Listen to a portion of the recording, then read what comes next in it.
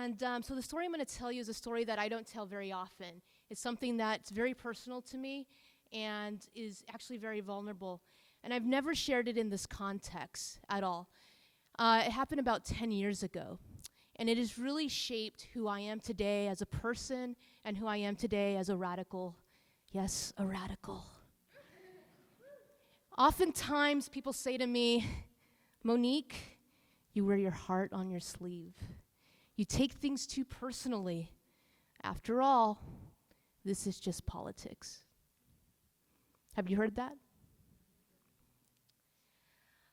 I've been hearing that a lot lately, so it's been something I've been really reflecting upon. It has me questioning, am I not being a professional by wearing my heart on my sleeve, by taking things too personally? There is this imposed dichotomy between taking things personally and being a professional. I've been thinking a lot about this, and what were the key moments in my life that gave me my foundational understanding of politics and that could have politicized me. My first introduction to politics could have been the moment in my life where I was politicized, but it didn't politicize me. What it did for me instead is it humanized me. My introduction to politics was through personal relationships I held with my friends and family. It was through my home community. I was 23 and had a lot less gray hair. And I was back in my hometown, and I was only supposed to stay there for 6 months to finish up my graduate research. And a family member came up to me with tears in their eyes and with a shaky voice saying, Monique, did you hear that a company wants to come into our small community and build a sewage sludge incinerator, where they would import sewage sludge from all over Southern California and beyond? Sewage sludge is also known as shit. And they would come and they would dump it here and they would burn it and they would call it renewable energy. Did you hear about this? I said, no.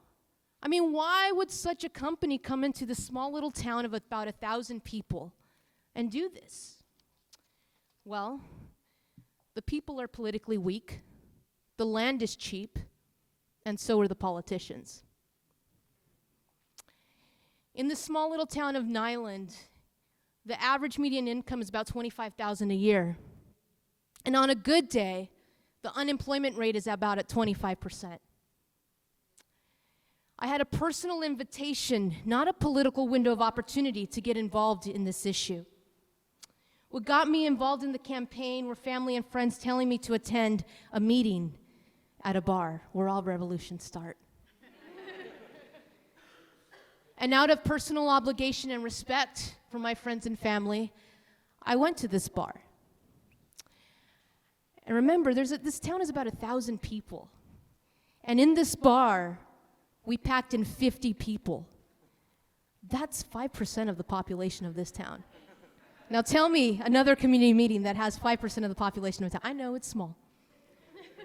But people were concerned and impassioned and enraged that again, they would be a dumping ground for California.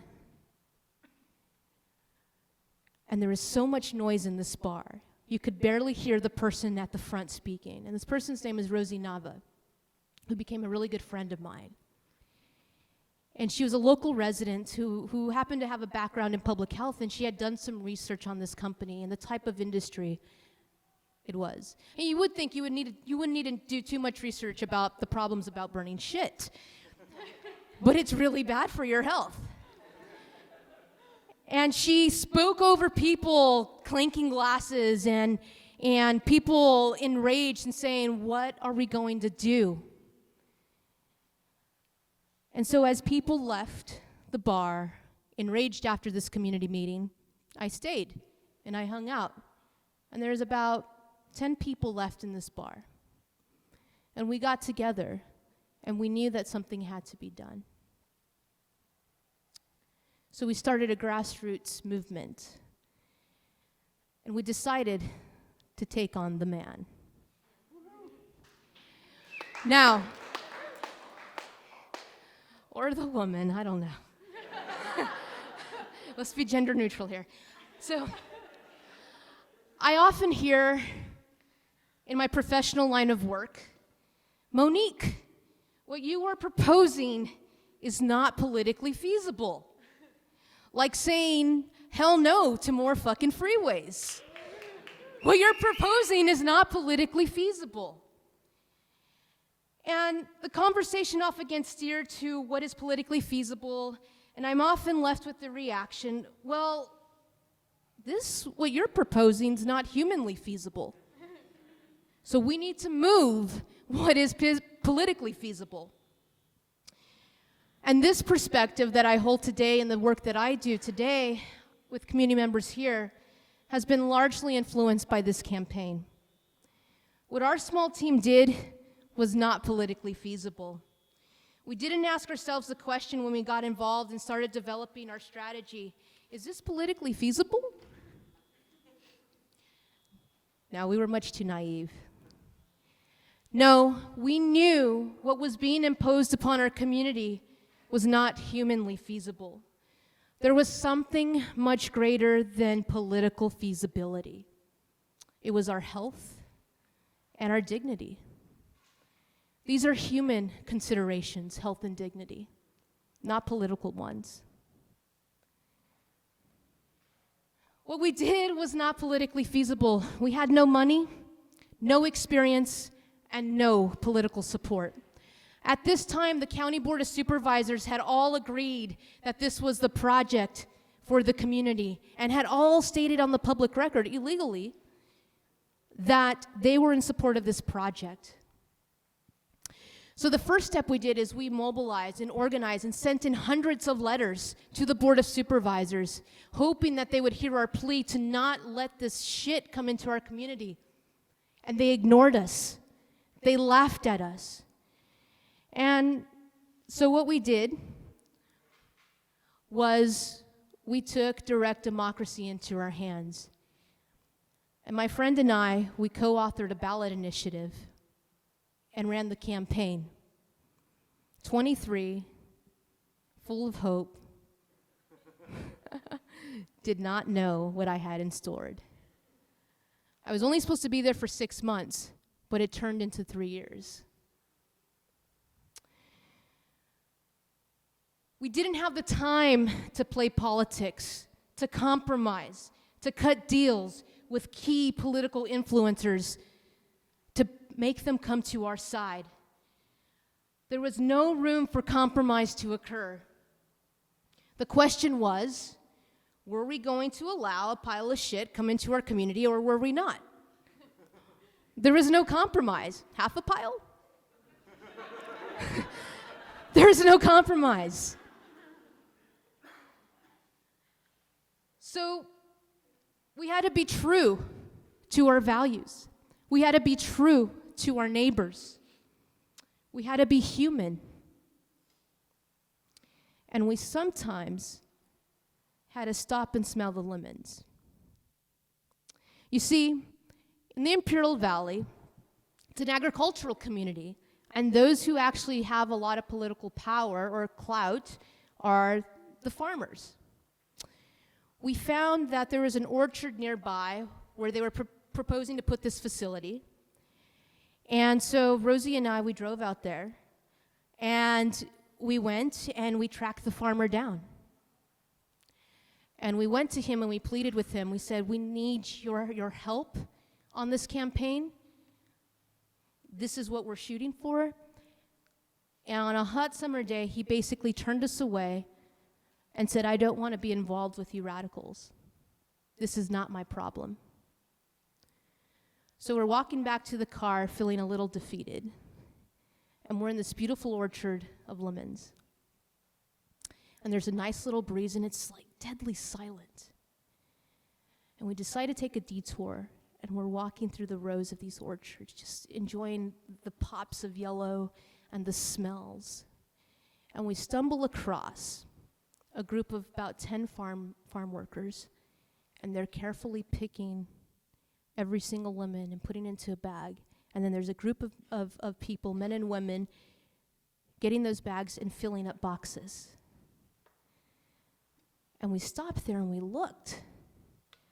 And on the side of the box, it said Sunkiss. We looked at each other and we knew exactly what we had to do.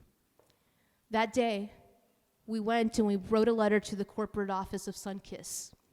And we said, hey, do you know what they're planning on putting right next door to one of your main orchards where you get your lemons?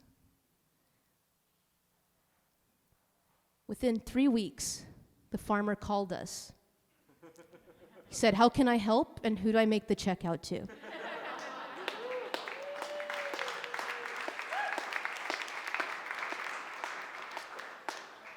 You have to be present at all times. You have to be human to be present. And you have to be present to see the details that are going to make or break your campaign. We didn't have the luxury to be political. We didn't have the funds to pay a political pollster to survey people to identify the right political framing to use on our campaign.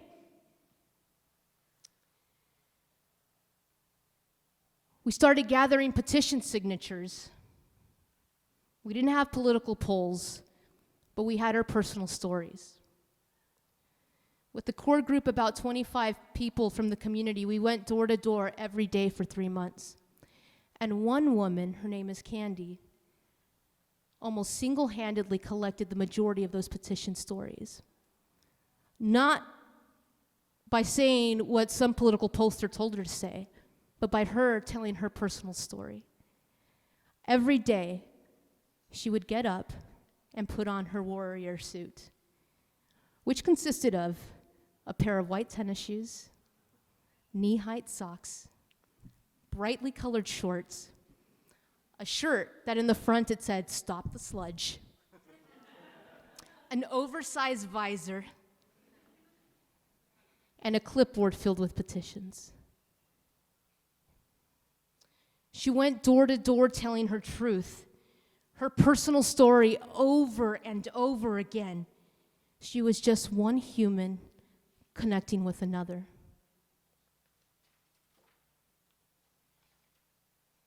Now the fun begins. Bullying and scare tactics have been a part of every single campaign. I've actually seen it happen here locally, where organizations are called in and bullied by individuals or agencies, telling them to soften their positions or to retract their positions, insinuating that perhaps potential funding could be revoked or that relationships could be strained. And this campaign was no different.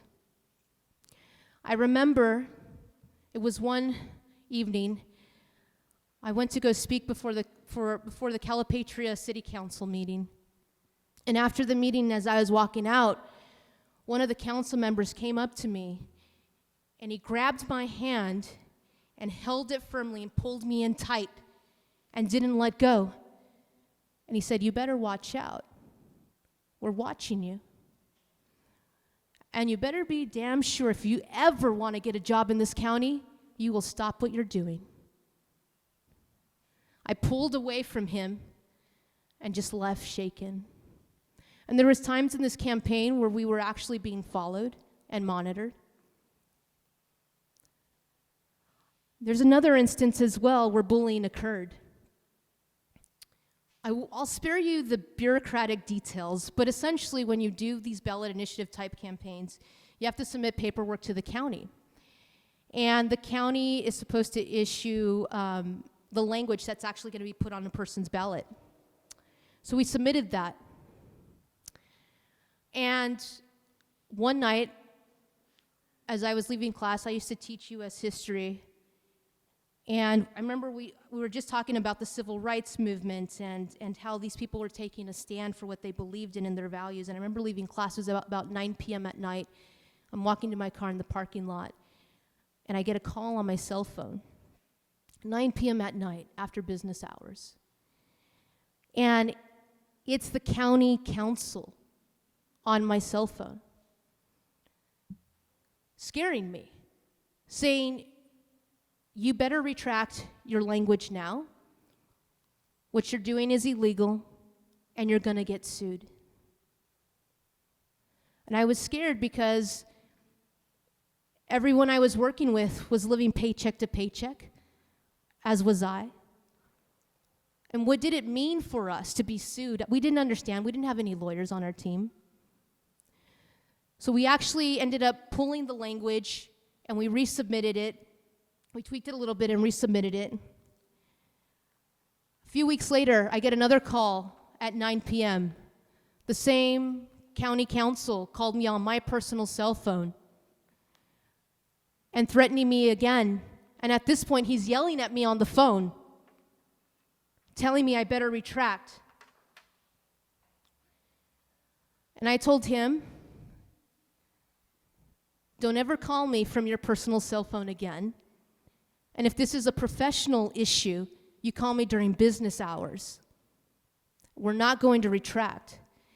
And I closed my flip phone as angrily as you can close a flip phone.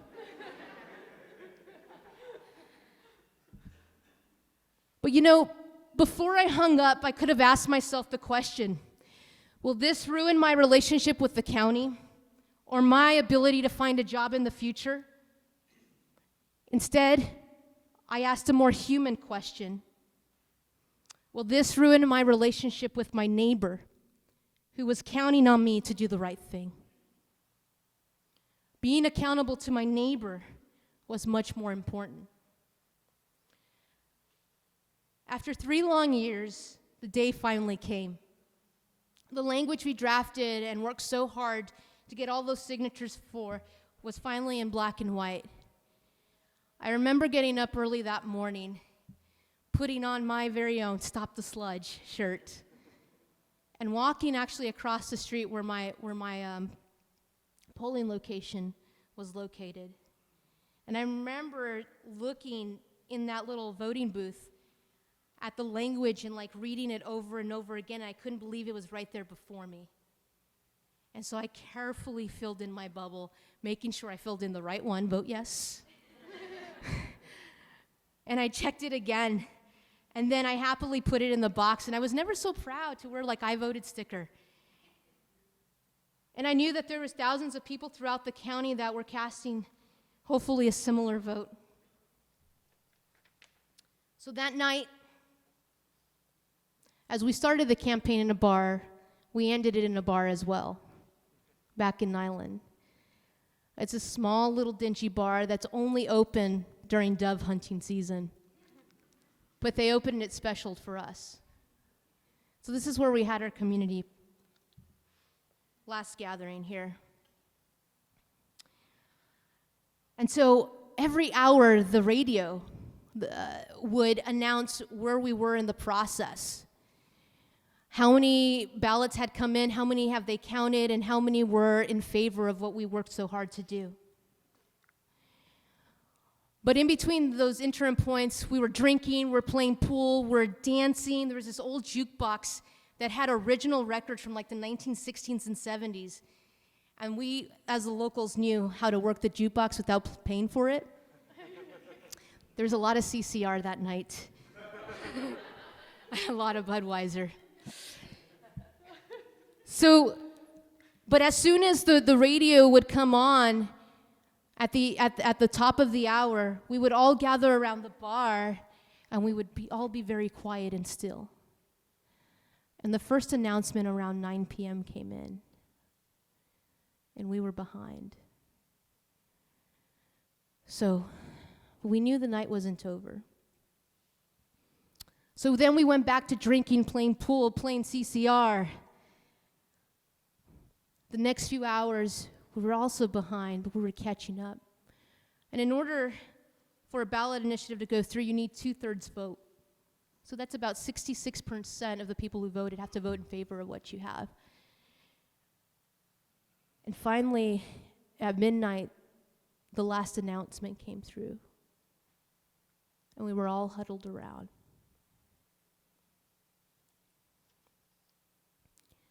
And we waited quietly. I swear, we could hear each other's hearts beating. And there was about 25 of us left in this bar. The announcer came on, and he told us that we got 68% of the county vote.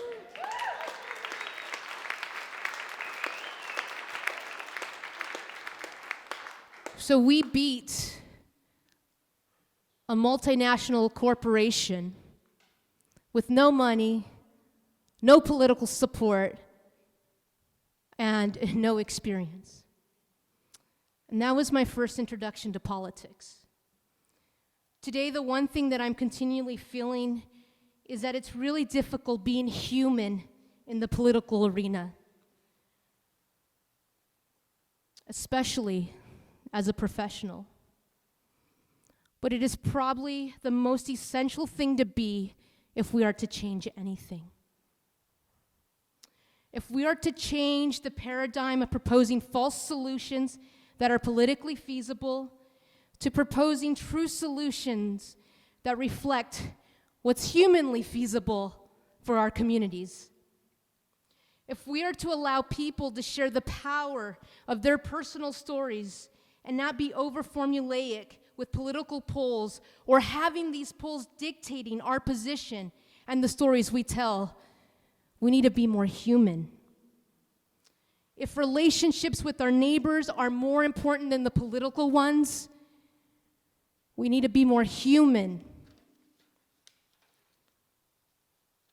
For me, the key moments in my life that have shaped the kind of person and kind of advocate I am in the political arena were events that didn't politicize me, but they were events that humanized me in the process. So that's why I approach the things I do on and off the clock, which at times may seem radical, but for me, they are human. Do I wear my heart on my sleeve? I do. Will you?